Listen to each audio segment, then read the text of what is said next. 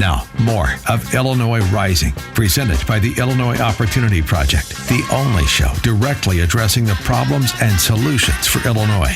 Now, from AM 560, here's Dan Proft.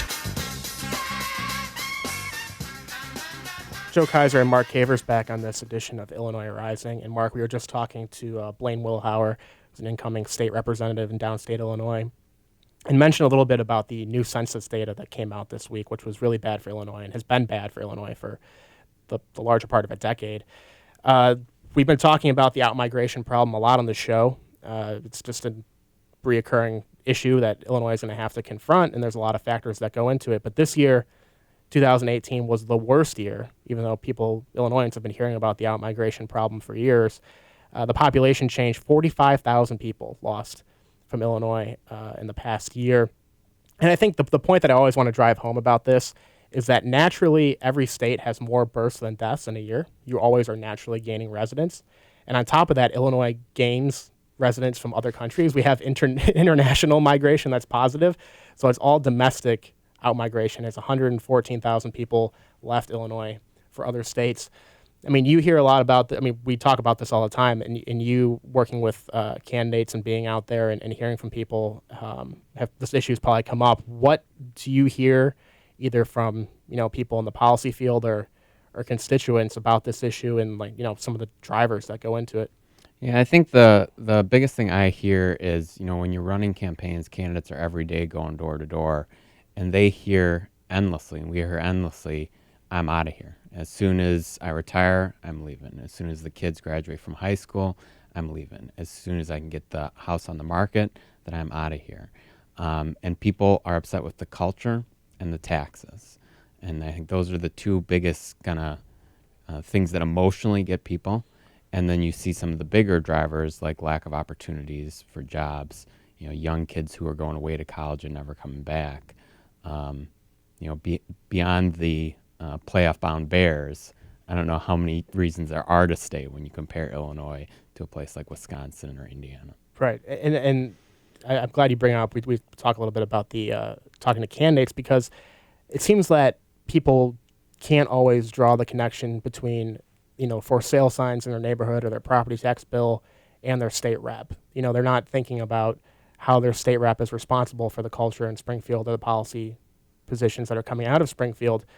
And there is that a little bit of disconnect. And you see states around Illinois, states like Indiana, Wisconsin, Iowa, Kentucky, that have taken a different course in the last 5 to 10 years, elected more reform-minded legislators and governors who have actually turned the states around. And then, we can look at those different states who have all gained in population over the last few years, and that should be an example for Illinois. We should see that the reforms that Scott Walker made in Wisconsin, or Mitch Daniels made in Indiana, or Matt Bevin now in Kentucky are having the opposite effect that Illinois, what's happening here in Illinois, but we don't do that.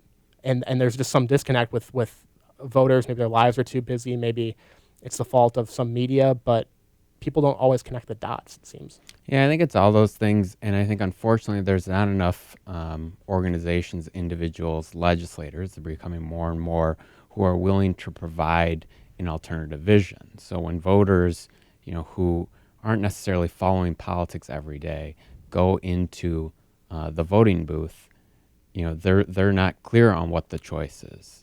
I think, we're going to have a very clear understanding over the next 2 or 4 years what the Pritzker-Madigan path is, because, as we talked about with Alan, higher taxes, gambling, higher taxes, legalization of marijuana, higher taxes. And so, that'll provide people with clarity of which party wants to continue to force families to break up and leave the state, wants to keep families together here and give them opportunities to grow and pursue their dreams here in Illinois. Yeah, it seems like it could end up getting worse before it gets better.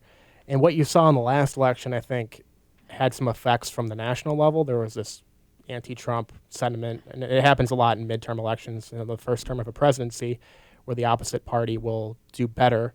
And I think maybe that trickled down a little bit, and you saw that in areas that Republicans usually win, like in DuPage County.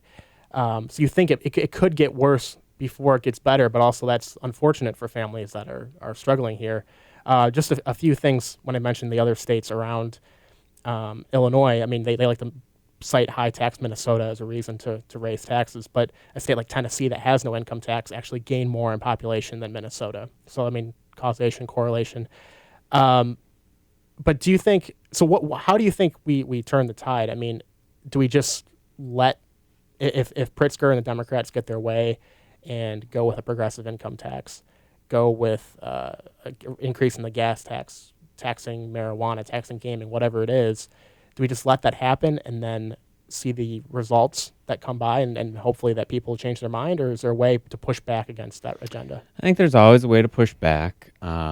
Unfortunately, there aren't enough votes to change those policies. And so, you talk about the bad exodus numbers, and then I don't think you mentioned that, this is 5 years in a row that people are leaving. So we have a trend of people leaving at an accelerating pace, and that's not going to change in 1 year or 2 years, and it's not going to change if you pursue more higher taxes and regulations in Springfield. And so if we see those things, it's the responsibility of us and others to present an alternative vision and a different plan. And here's how you would lower taxes and keep families here. And that builds, and eventually we can turn it around.